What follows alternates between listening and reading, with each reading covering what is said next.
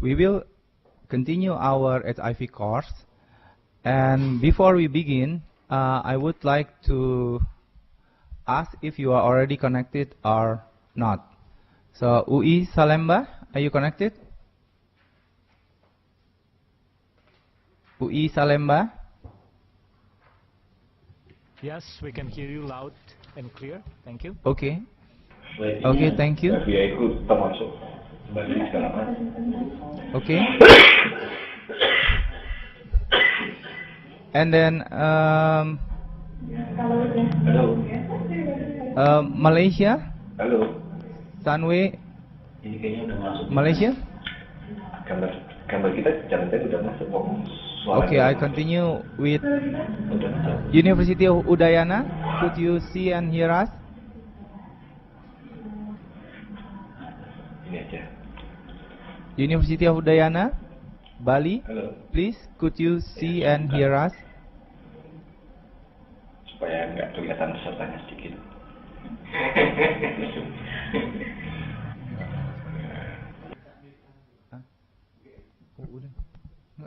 Udayana?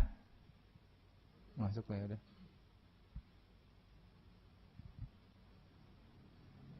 Okay. Okay. And then University Diponegoro, Semarang, could you see and hear us? Yes, we can hear you clearly. Okay, thank you. And then University of Erlangga, Surabaya. Yes, we can see and hear you clearly. Okay. Hello? Yeah. Hello, yeah, thank you. And Philippine? Philippine? Yes, we can hear and see. Okay, thank you. And then we still have UGM, University Gadjah Mada, Yogyakarta. Could you see and hear us?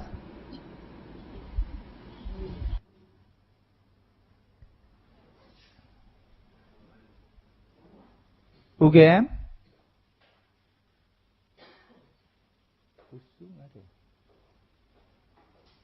UGM? Okay. We continue with other side. USU, University of Sumatera Utara. University of Sumatera Utara.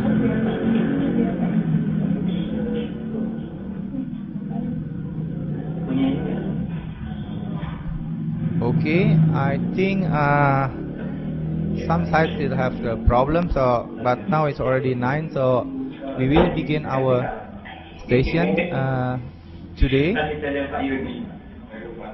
UGM, please mute your mic. UGM, the FK UGM, please mute your microphone, please. Okay, we will begin today with the summary of the last week session, the session 5 and 6 by Prof. Hira and by Dr. Suwarta Kosan. So in the session 5, Professor Hira discussed about the history of HIV from the disease that thought as the immune suppression due to semen leaking to bloodstream into the new entity of the disease labeled AIDS in men have sex with men. And also, then there is a racing theory of heterosexual transmission of a causative agent. And also, he make it clear that epidemiologic study of mosquito transmission did not show any relationship. So it has not been proven yet. And then he also discussed about the effect of circumcision among the men have sex with men, which showed twofold reduction in HIV among the circumcised. Then Prof. Hira discussed about the concept of the key population. First, he described about the concept of core transmitter. So core transmitter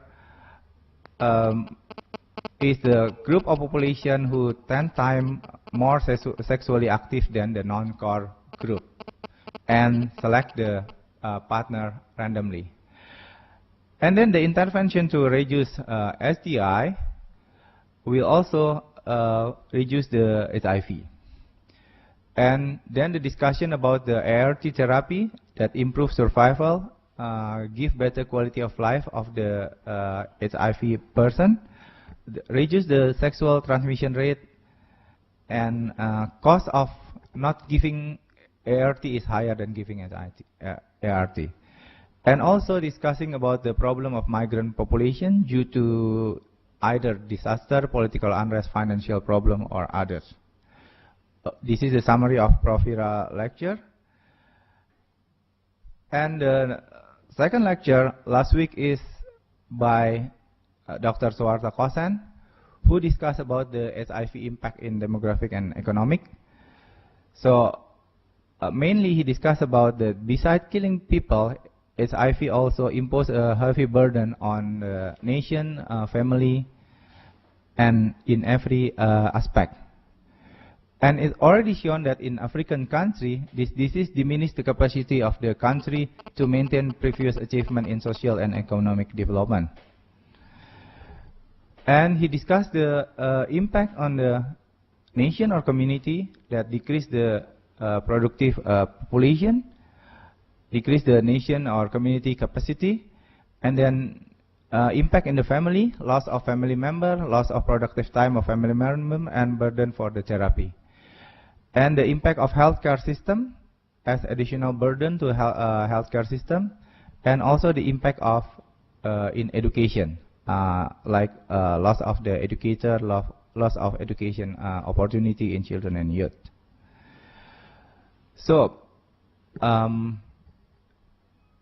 at conclusion, he mentioned that HIV is a serious threat to economic productivity and profitability of the country with high infection rate. And then the most damaging impact are the younger and productive population. And the loss of trained and skilled workers in their prime has severe implications for development and business, reduce economic growth, and alter the economic structure. Also, the problem of the stigma, prejudice, ignorance, and discrimination cause difficulty in raising awareness of the people. So this is the summary of the last week lecture. And this morning, we will begin the lecture by Dr. Pandu Riono. And Dr. Pandu will talk about the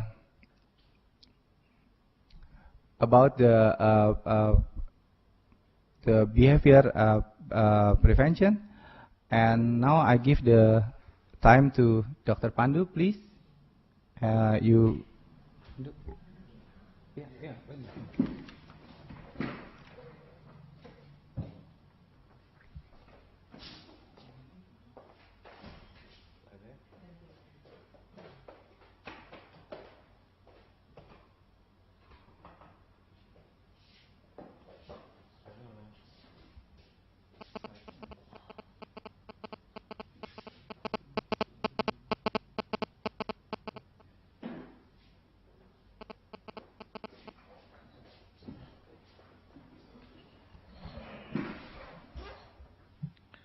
Good morning, everybody. Today, I will give you some summary about the preventions for HIV/AIDS. Mainly talk about the behavior intervention that can have some epidemiologic impact, especially reducing HIV incidence in the community. I would like to remind you that 2 weeks ago that in Asia, we have two main factors that driven the epidemic now is still grow up, is sex-related behavior and drugs-related behavior. That's why these two main behavior influence the epidemic and grow up epidemic in some country in the regions.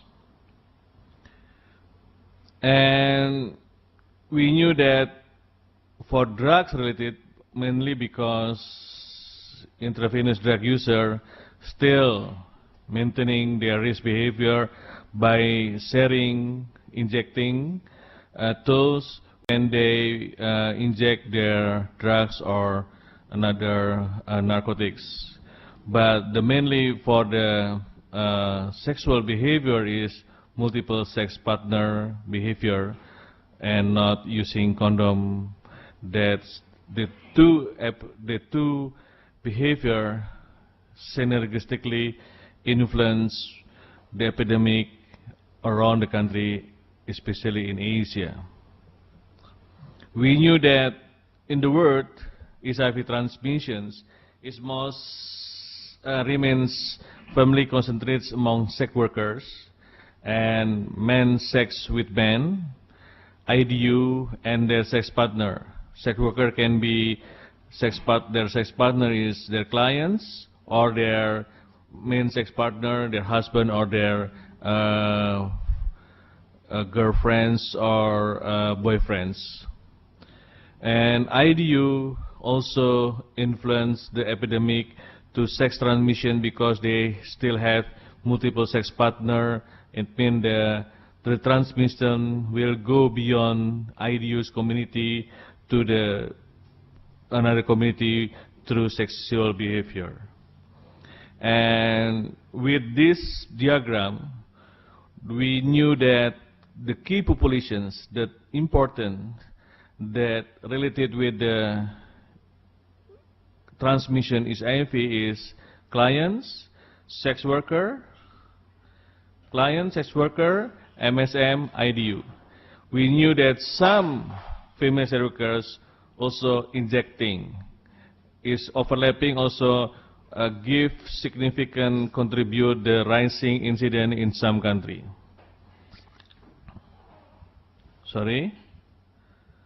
And we knew that all these populations are linked behaviorally.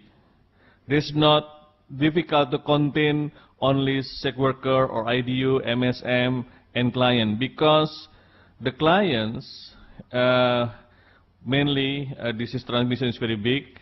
The arrow is big because the main behavior is the biggest number of clients and female sex worker. That also female sex worker also can introduce to IDU or IDU can introduce to female sex worker.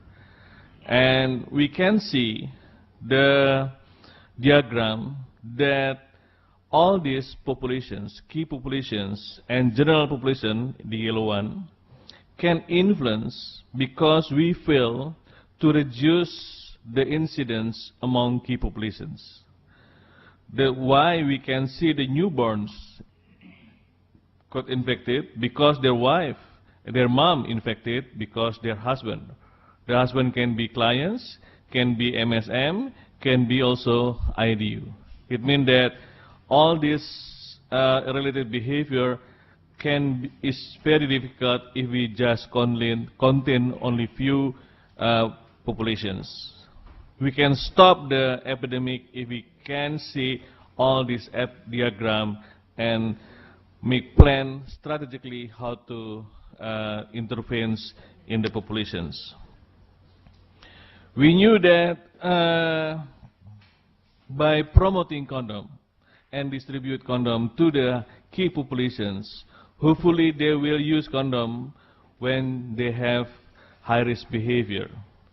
This can be one of mainly prevention that we can still introduce now if they can adopt by using condom. And the second is by increasing the HIV counseling and testing. It means that not only voluntary, but can be also health provider can initiative to ask the clients to get testing if they have risk behavior. Because mainly the people who know their status, some of them will change their behavior. And the third is by increasing access to the STI treatment. It means that sexual transmitted infection like gonorrhea, syphilis is one of the big facilitator for HIV transmission through sexual behavior. It means that this is the the current that we still promoting condom, HIV, and the treatment. But still another factor like vaccine, the developing vaccine is not yet available for us, especially vaccine for not preventions, but also vaccine to stop or delay after the transmissions to become AIDS. Some microbicide already try in the community, but still not have approved evidence that can help us to stop the transmissions.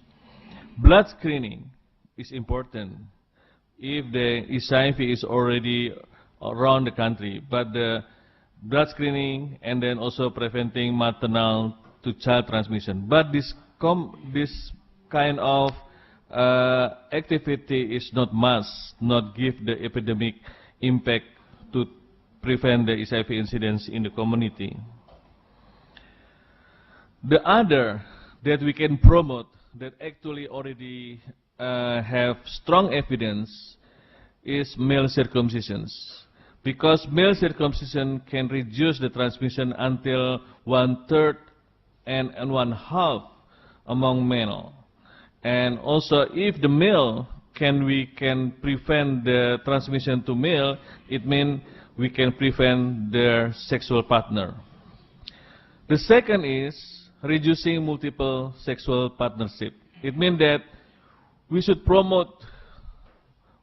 Previously, we promote be faithful, but be faithful is very difficult and a very big concept that many people misunderstood, that by promoting the reducing multiple sexual partner, in some country already provide evidence that HIV epidemic will be declining.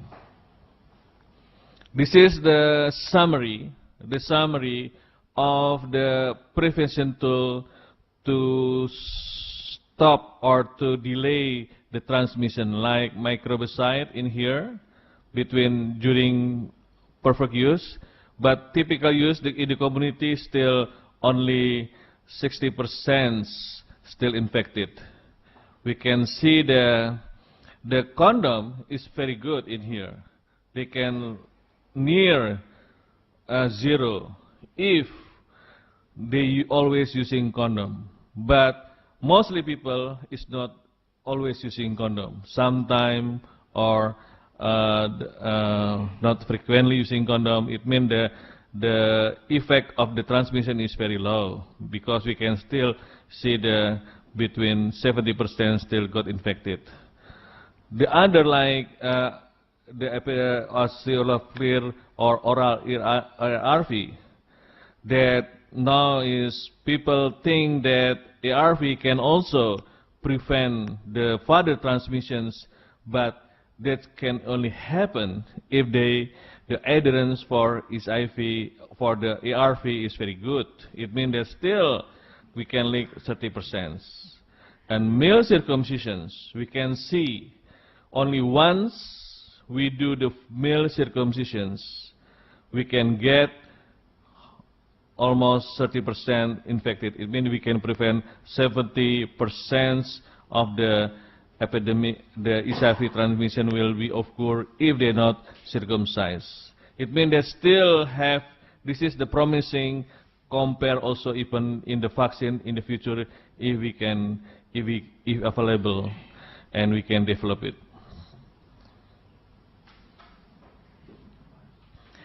This is the condom use. Many people try that if you want to promote or prevent the HIV transmission, they talk about condom. Because one of the big example that already provided by Thailand, by increasing condom use, among sex workers, will be decline of the HIV prevalence. Will be decline the HIV prevalence. But this cannot be, sometimes it's very difficult to produce this kind of impact in other country because the sexual industry is very different with the sexual industry in Thailand. Mostly is brothel based, because in some area we have also brothel based and non-brothel based. It means that the behavior that we promote in condom is not justified that will provide you success for prevention, HIV preventions. It means that many people still asking, increasing condom use could decreasing HIV? Yes, in some country, but not all the country, because we can see in some country in Africa too, that by promoting condom use is not always decreasing HIV. How about reducing sexual partner? Reducing sexual partner, like this is the example in one country in Uganda, I think, that by promoting reducing sexual partner, like in here, this is proportion men who have sex with non-regular partner. In 1990, almost 35% men in this country have another partner beside their wife. By promoting them, and then we can see the declining, almost half, 15%. We can see the prevalence also decreasing. It means we can see now, by reducing sexual partner, provide evidence, strong evidence, can decreasing the HIV transmission by showing HIV prevalence. This is among men. This is also among women. Among women is 16% in 1990, and then in 1995 decreasing 10%, now become 6%. We can see this. By promoting condom use, also make stronger the prevalence will be getting lower. It means that it's very difficult to have only one prevention. By combining 2 or 3 preventions, we can give or provide some impact in the HIV prevalence in the community. This is also the example, the same country that we can see in Uganda. This is the example of 35% and casual sex in the last year, and then extramarital 30%, single with 2 partner. We can see that in 1935 they declining almost half of them. Yeah, most half of them. But condom use also increasing double. It means by combining condom use and reducing sexual partner, we can see declining of HIV prevalence in the community.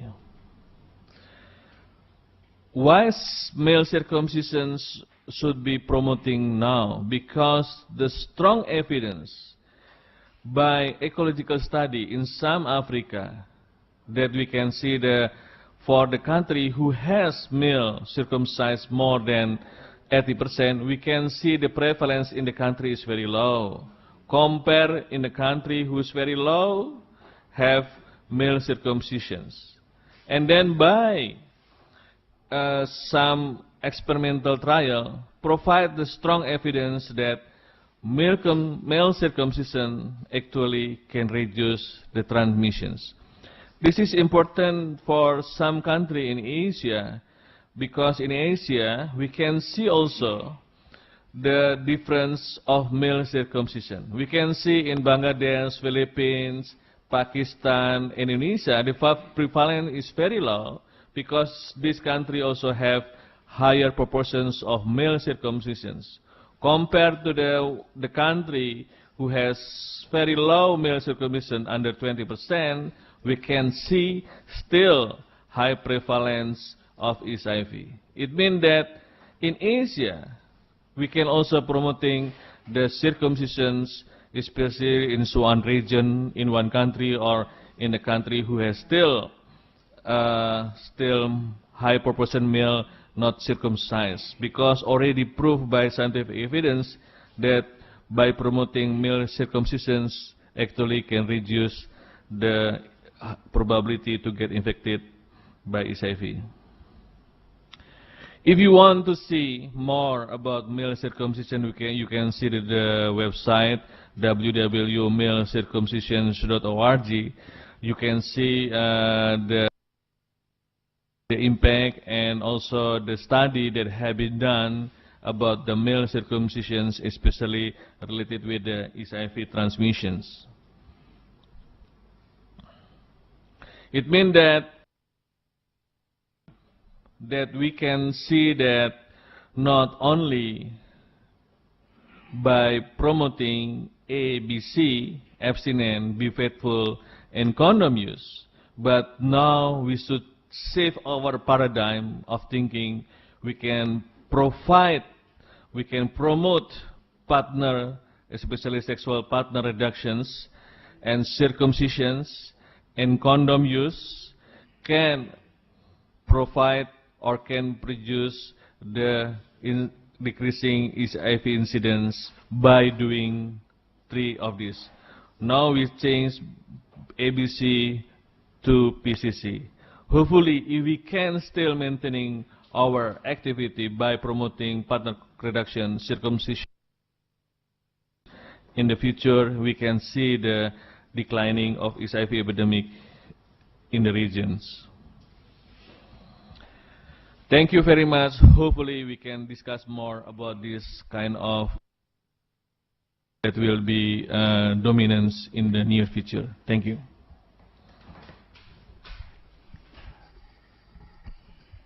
Thank you, Dr. Pandu. And then we come to the discussion session, and I will call the side one by one, and you could ask the question when I call your side. So for the first time, I would like to ask Philippine, do you have any question?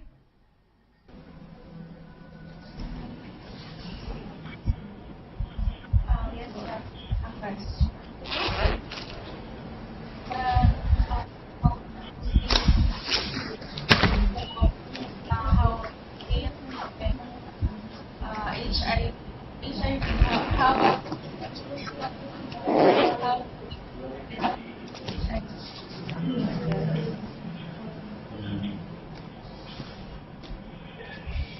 Philippine, we couldn't hear you. Could you repeat? how women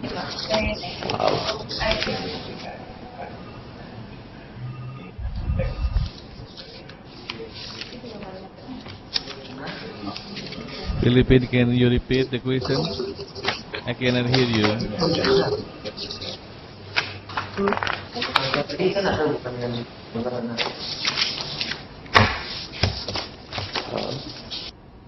Good morning, can you hear us?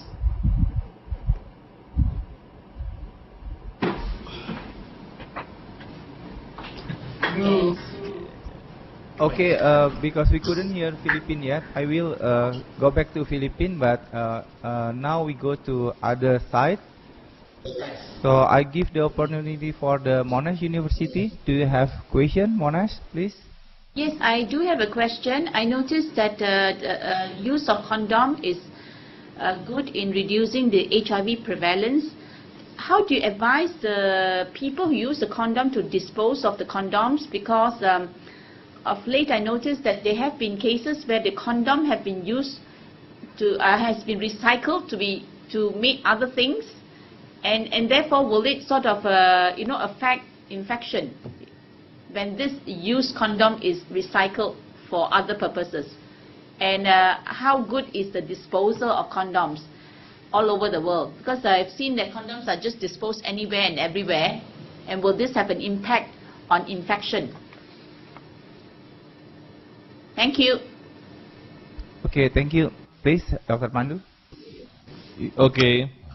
About the condom, recycling condom, actually there's no system that somebody collecting condom, use condom, and then sell to the one producer. But actually the recycling one is because the condom that actually not used because expired or already damaged that cannot distribution. Because actually there's no way people collecting used condom in any country in the world. And usually people just throw away the condom to the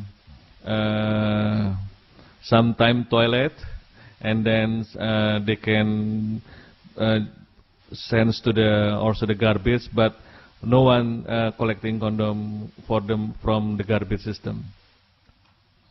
But by throwing the condom in, sorry, I need to throwing the condom into the dustbin or to the to the dustbin to be collected, won't it be a source of infection if, let's say, there is some how would I say fluid, some whatever fluid that is in the condom that contaminated the condom, and the fact that the garbage collector go and collect it, not everybody flush in the toilet, some just throw it anywhere.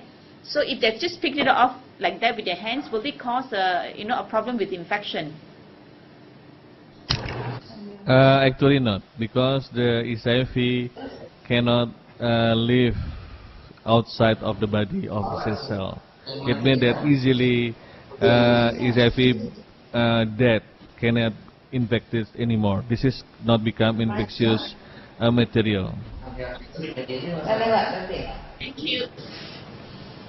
Okay, next, Undip, University of Diponegoro, do you have any question, please?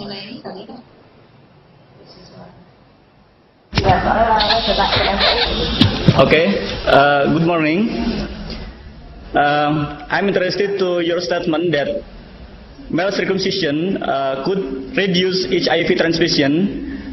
Could you please explain the mechanism of male circumcision to prevent the transmission of HIV? Thank you. Thank you, Undip. Please, Pak Pandu. Okay, thank you. You know that the penis is uncircumcised. They have still the skin, foreskin. We call this foreskins. In the foreskin, actually, these foreskins consist of the cell that the expert call is Langerhans type cell that easily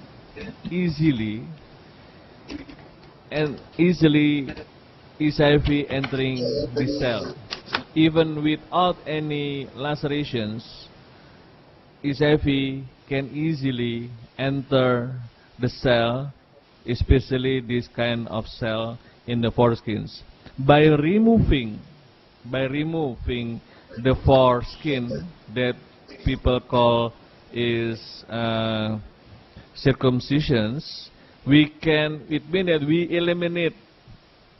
eliminate the cell that very vulnerable to be infected by HIV. And some studies show that, biological study might show that the cell is truly easy entry by HIV. But in the population study show that circumcisions, especially in the, I think, 3 big community intervention trial already done, prove that significant declining incidence among male who circumcised compared to the another male not uncircumcised with the same high-risk behavior. Okay, thank you. And next is UGM, University Gajah Mada. Do you have any question for Dr. Pandu? Please, if you have any question, UGM. Joining the teleconference because of some technical problems, so we passed the question. We are just joining the teleconference because of some technical problems, so we move on to next participant. Okay, thank you. Okay, and then Udayana University, Bali. Do you have any question, Udayana?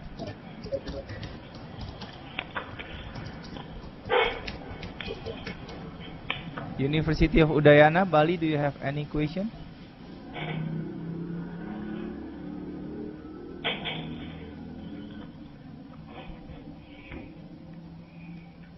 Okay. Okay, we skip to other.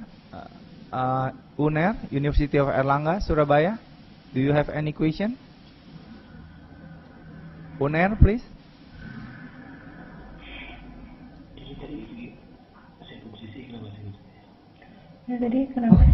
Good morning. Yeah, good morning. Hello. Please. Hello, Okay. yeah, please. Kenapa Pak? Karena saya langgar HAM ini, tadi saya nggak begitu dengar. Please, UNER.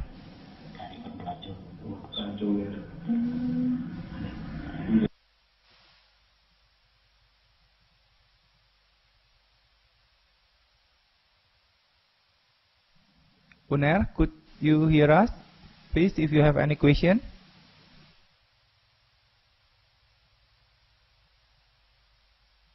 Hello. Hello, yeah, please.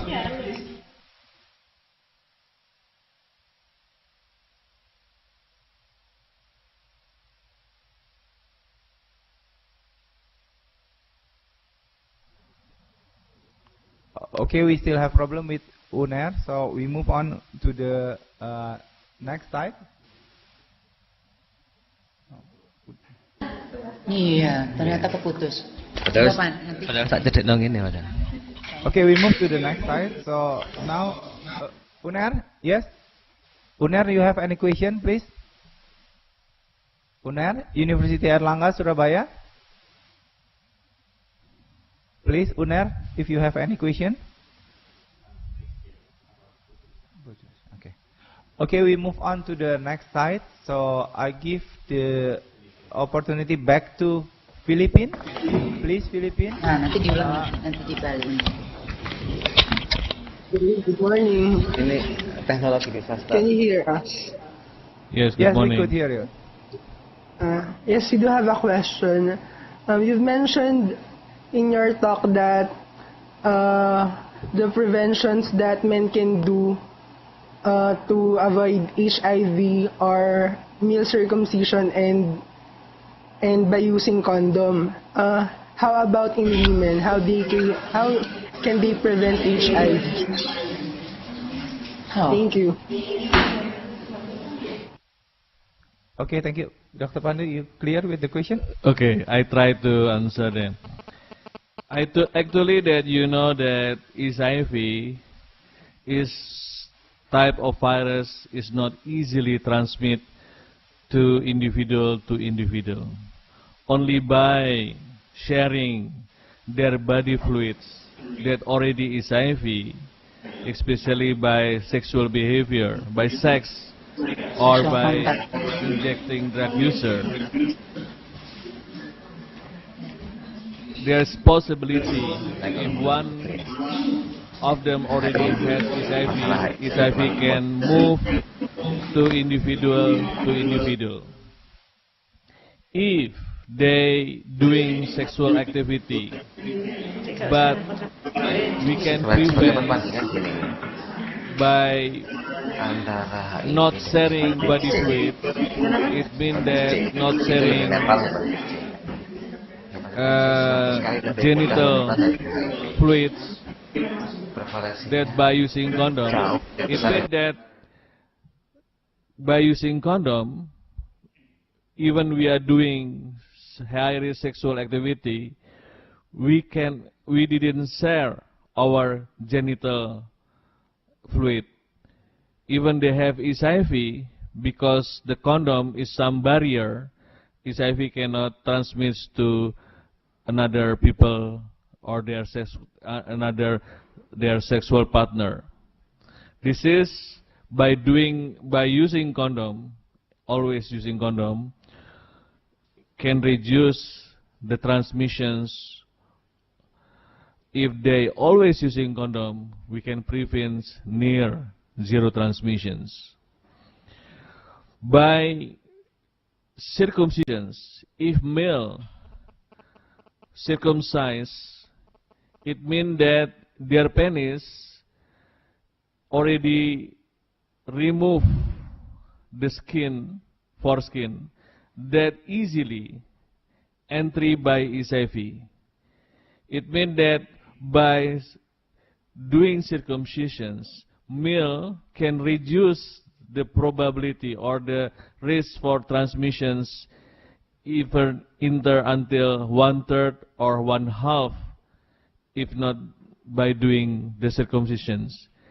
Even not 100%, we can prevent the transmissions, but by doing preventions, scientifically already proven that can reduce by transmissions, it means that why not promoting the circumcisions, especially among people or many male who not circumcised, but maybe they engage in high-risk sexual behavior.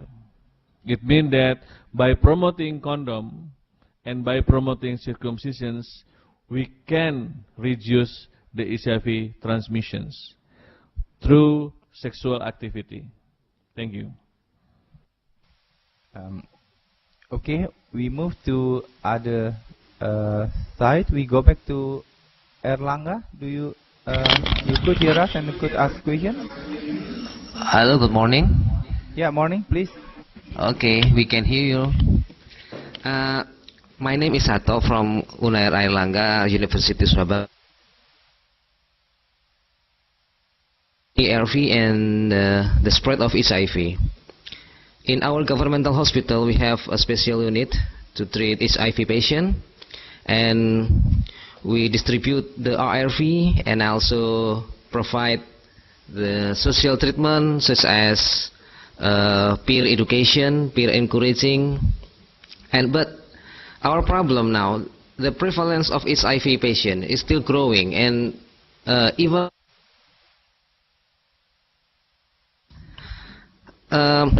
in terms of sexual behavior as a transmission mode, I personally see that the ARV treatment contribute to the spread of HIV, because the patient that took the ARV feel it's okay to continue promiscuity behavior, because they can take ARV as soon as they need if they are promiscuity behavior.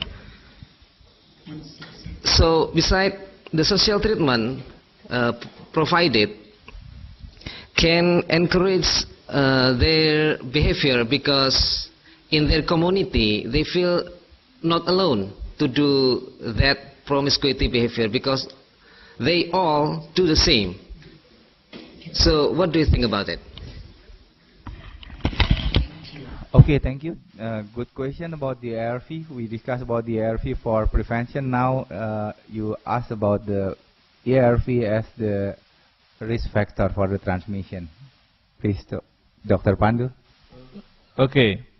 Actually, ARV is not for preventions. ARV is, we provide ARV for people already infected that have CD4 less than 200, or now people also promote less than 350, to make their life is more productive.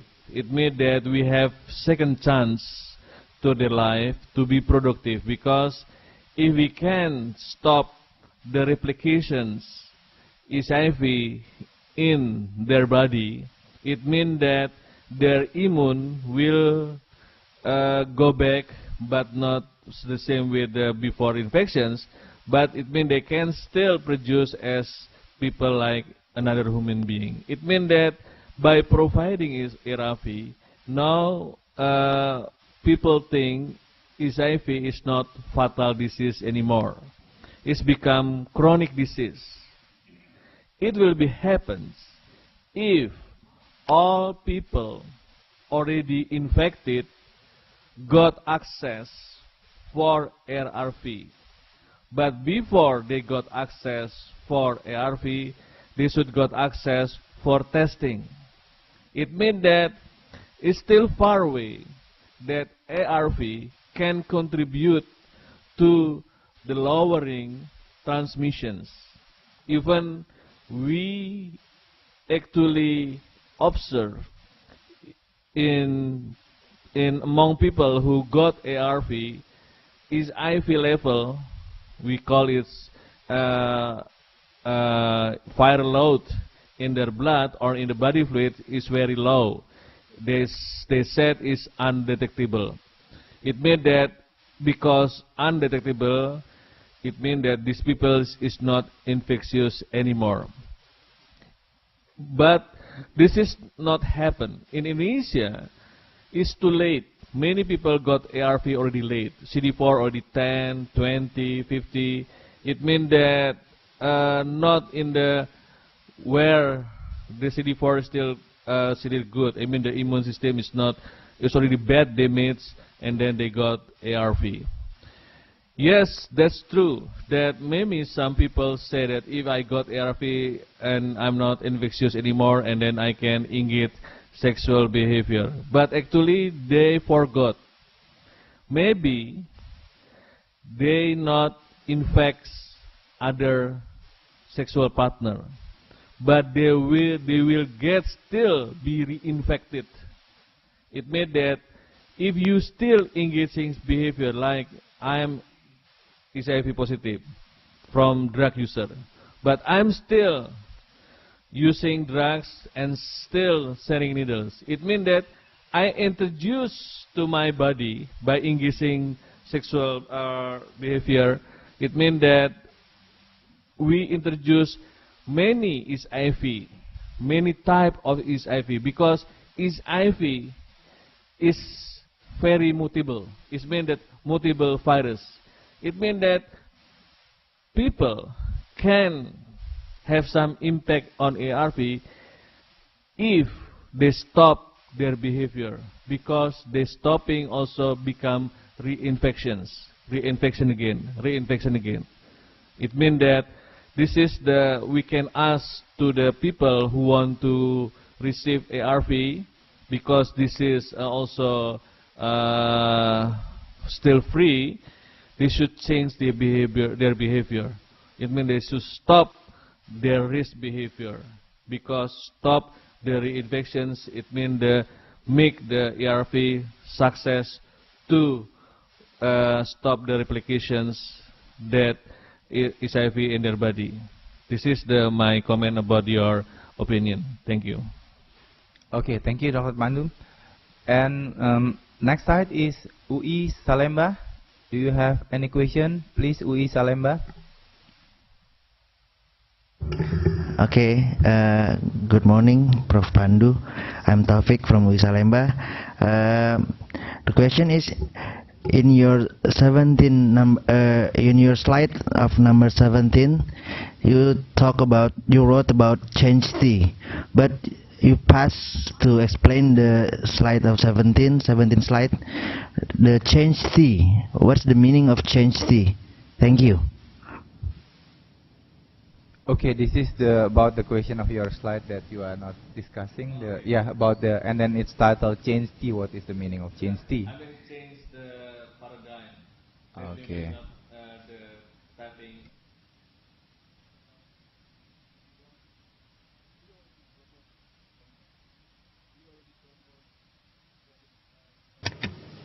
I can't hear you from KL. Okay, sorry. I forgot to on my microphones. Thank you. In one of my slides is typing error, because actually if we want to stop the epidemic, we should using the HIV prevention activity that already proven scientifically in some study or any study in the world. That now already proven is 3. Is promoting reducing sexual partner, and then the second in circumcisions, and the third is promoting condom use. This is three kind of the HIV prevention tool that should be promoting, because if we want to reformulate our policy, how we can prevent the epidemic, it should be evidence-based. The evidence-based so that reducing sexual partner by promoting circumcisions and by promoting condom use already show declining of HIV transmissions in many countries in the world. Thank you. Okay, thank you, Pak Pandu. And next slide is UI Depok, please. UI Depok, do you have any question, please?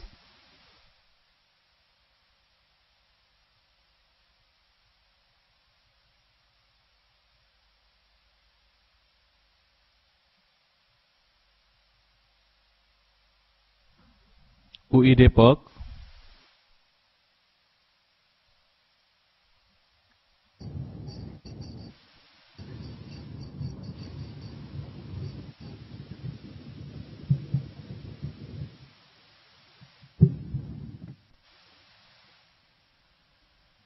Three of these methods to prevent the HIV. How about the needle? How the needle exchange program? I think there are several evidence that using new needle or no sharing needles also reduce infection. Thank you. Thank you, Pak Pandu. Your comment about the needle exchange program? Okay, the needle is by promoting needle exchange program, we just stop the transmissions among intravenous drug user. This is what I talk is how we can prevent the HIV transmissions beyond their high-risk group. It means that if we contain the epidemic only in the drug user, it means that it's not enough, because actually drug user also still has some high-risk sexual activity. The data show that 40% IDU in Jakarta is both sex. It means that the HIV continue transmit to sex work activity because they have sex with another high risk group. You can see by look at the diagram about the killings among different key populations. You can see if you just promoting needle exchange program, it's not stopping the epidemic. It's just stopping the HIV transmissions among drug user and continue to another activity. But by promoting reducing sexual partner, by promoting circumcisions, by promoting condom use, we can stop the epidemic. I mean, the link among sick population, we can stop the link. It means the transmissions will not go beyond their risk group, but still in the risk group, and maybe they will declining. It means we can prevent the people in the community. In the epidemic, the needle exchange program is just temporary stop the epidemic only in that group. Thank you. Thank you, Pak Pandu. And we already connected again to Udayana. Udayana, Bali, do you have any question?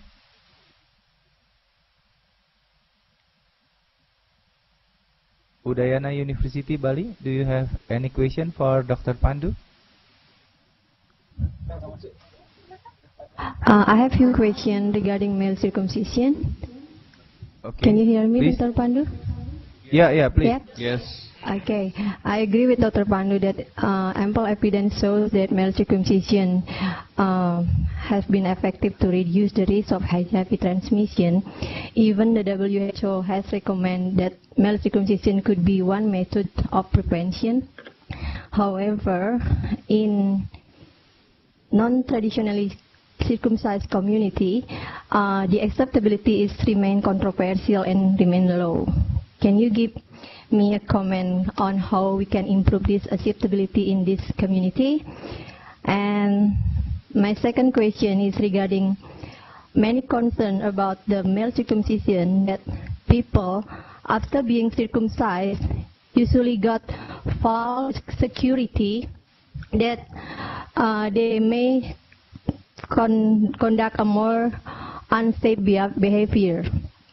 And the third question is regarding the Papua situation. From your previous lecture, the main risk factor is multi-sexual partner. Is it possible that male circumcision also one factor that contributes in the Papua situation? Because as I know, the community at Papua is also uncircumcised traditionally. Thank you. Thank you. Please, Pak Pandu. Okay, thank you. I will answer these good questions from the Papua because IBBS, Integrated Biological Behavior Survey among general population in Papua show that uncircumcised men has high rate of HIV infected compared to other circumcised. It means that in Papua also provide evidence that circumcisions can be one of the prevention tool that should be promoted in Papua. Not only Papua, maybe to the other regions in Indonesia. Because, and I already introduced this concept maybe 3 years ago, that now already accepted by provincial national commissions. I saw in the communication strategic, they were trying promoting circumcisions among people in Papua.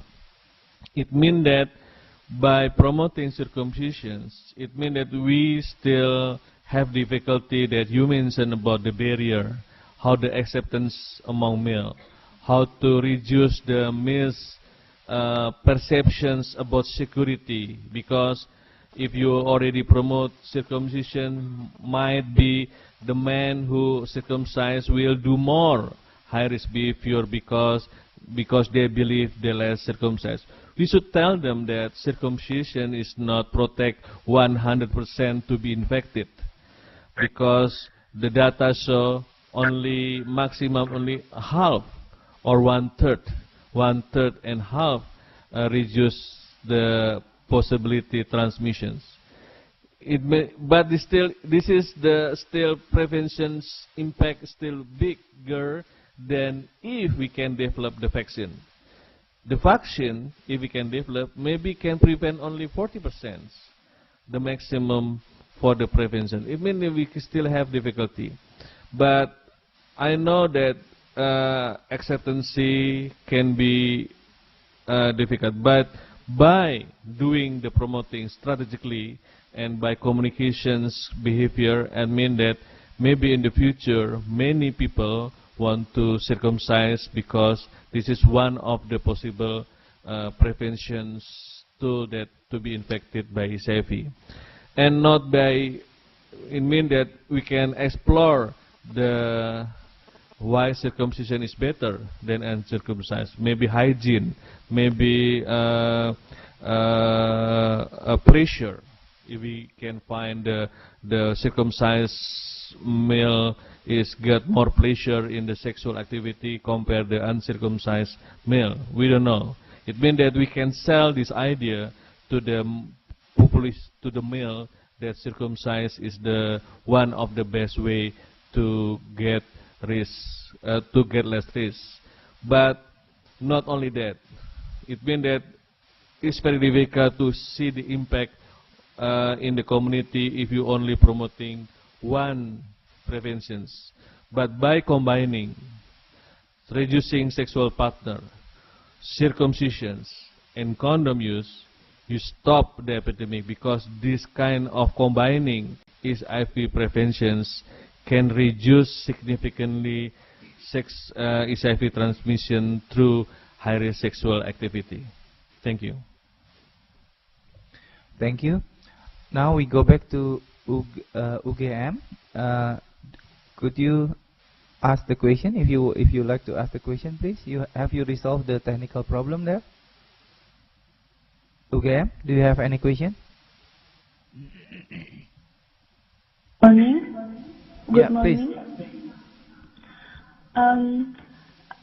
Actually, we just joined the teleconference just already, so we don't hear all of your presentation. But I have one question. You have talked that the circumcision can prevent and reduce the risk of HIV prevention for a man. I want to ask, what about a woman? Is there is something that can be done for a woman besides use condom? Just it. Thank you. Okay, thank you. Pak Pandu, please. Okay, thank you. From Gajah Mada. You know that in Asia, mostly the high-risk group is male. We can see that if we can prevent men to be infected, it means that we can prevent their sexual partner, woman, also to be infected. It means by promoting male circumcisions can give directly reducing also the woman to be infected, because most of the HIV infected among women in Asia or around the world is because they got from their sexual partner is male. It means that by promoting male circumcision, yes, we can see the impact to the female too, especially their sexual partner. Thank you. Okay, thank you. We already give, I think, every side to ask the question, and now it's already 10 o'clock. So we end this first session today. So as a conclusion or summary, we just listen to Dr. Pandu lecture about the prevention of HIV/AIDS behavior perspective and intervention, and Dr. Pandu already described what the behavior perspective and the intervention, and introduced the concept of PCC, partner reduction, condom and circumcision, as a strategy for preventing the HIV in Indonesia and Asia region. So we close the first session here, and then we have a break for 5 minutes, and then we continue for the second session today. Thank you, everybody. Thank you.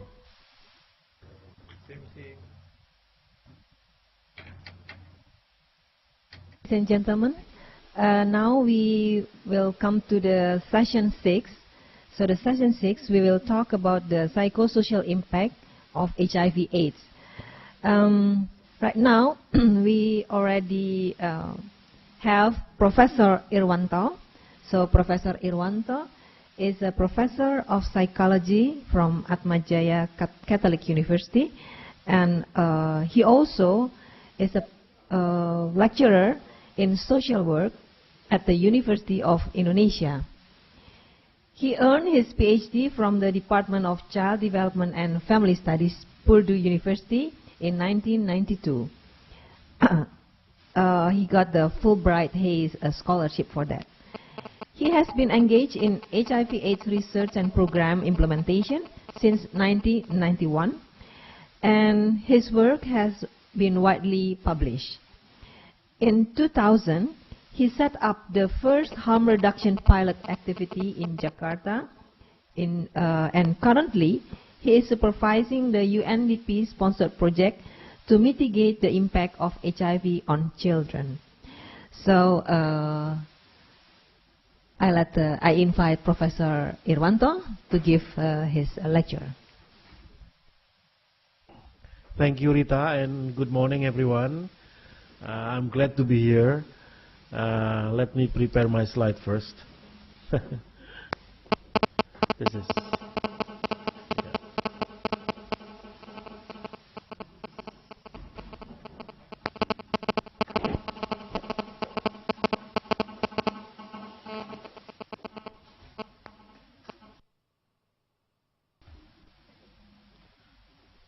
Okay.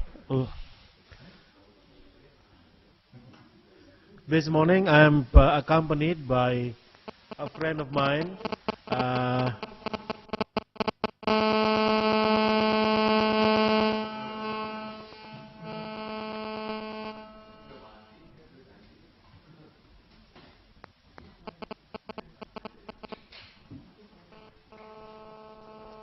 Sorry for some technical problem here. I'm accompanied by a friend of mine, Miss Key, who is going to share her life experiences as affected by HIV infection later on. I would like to explain to you the psychosocial impact of HIV/AIDS. In the syllabus, you also see that the title actually also includes economic impacts. And if you are interested on that topic, I will dwell into that in a little bit later on. The impact of HIV/AIDS is actually stem from how HIV/AIDS as an epidemic is socially constructed. As you know, HIV/AIDS are commonly transmitted through at least 3 modes of infection. One is through unsafe sex. Unsafe sex which involve multiple partners. And secondly, it involves the use of medical paraphernalia, especially injecting equipments, and usually happen during when someone is using heroin by injecting and sharing needle with their friends. And the third one is from mother to child transmission. When we look at this 3 modes of transmission, you see that transmission through multiple partner unsafe sex and injecting drug users, these 2 incidents are incidents which are socially undesirable. They are against the norms.